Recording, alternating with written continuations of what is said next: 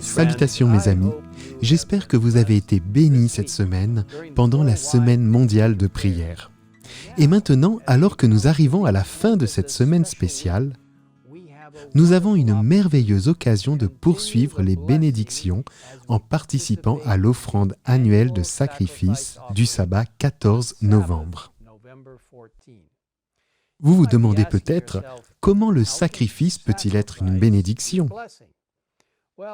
Laissez-moi vous raconter une histoire intéressante sur un événement qui s'est produit il y a environ 100 ans.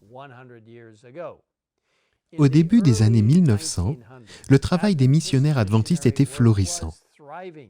Les missionnaires quittaient leur foyer en grand nombre, se rendant dans des lieux éloignés pour partager l'amour de Jésus et l'important message des 3 anges d'Apocalypse 14.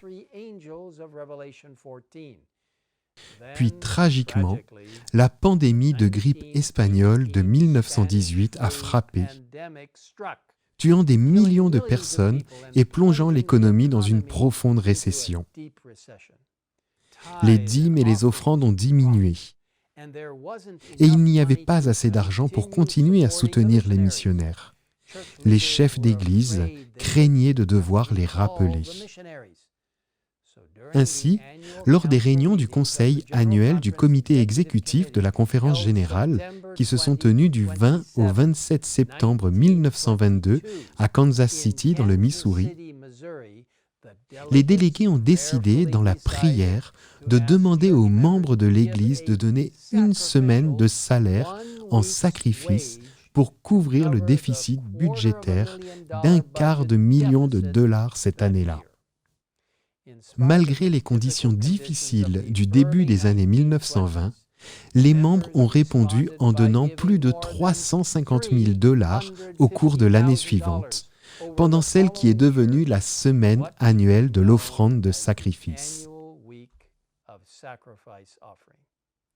Vous savez, le sacrifice que les 208 771 ou 71 membres de l'Église adventiste du 7e jour ont fait en 1922 est remarquable si l'on traduit leur contribution dans la monnaie d'aujourd'hui.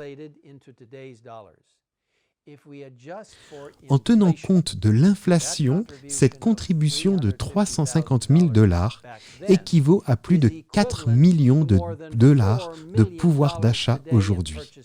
Et encore, toujours en tenant compte de l'inflation, cela signifie que chaque membre de l'Église à l'époque avait donné l'équivalent de 20 $ aujourd'hui, en comparaison des 3 $ que chaque membre donne aujourd'hui pour la mission.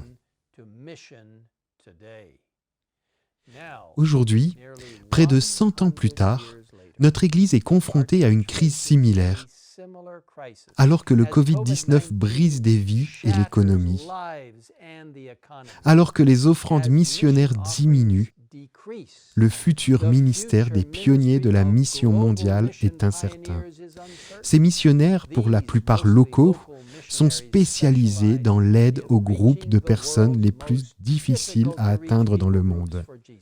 Alors que l'histoire se répète, pouvons-nous, en tant qu'Église, répéter une réponse sincère et sacrificielle pour maintenir nos missionnaires en première ligne? Au fil des 100 ans, cette offrande s'est poursuivie, 100% de l'offrande étant destinée au travail de première ligne de la mission mondiale pour l'implantation des églises dans des régions du monde non atteintes ou peu atteintes et parmi de nouveaux groupes de personnes. Dans le livre « Conseil à l'économe », nous lisons cette instruction opportune. Dans les tout derniers temps, avant que s'achève cette œuvre, les dons afflueront sur l'autel du sacrifice. Des hommes et des femmes considéreront comme un privilège le fait de participer à la préparation des âmes pour le grand jour de Dieu, et ils donneront des centaines de dollars aussi facilement qu'on en donne quelques-uns aujourd'hui. Si l'amour du Christ brûlait dans le cœur de ceux qui professent faire partie de son peuple, nous verrions aujourd'hui se manifester le même esprit. S'ils comprenaient seulement combien est proche la fin de toute œuvre de salut en faveur des âmes, ils sacrifieraient leurs biens aussi facilement que ne le firent les membres de l'Église primitive.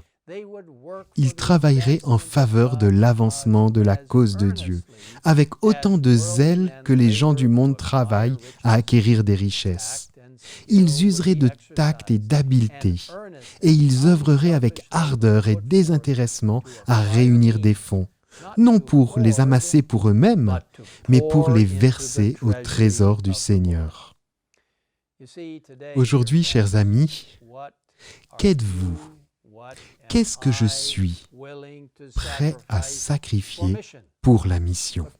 Mais peut-être que sacrifice n'est pas le meilleur terme après tout, car en fait ce sacrifice est une bénédiction.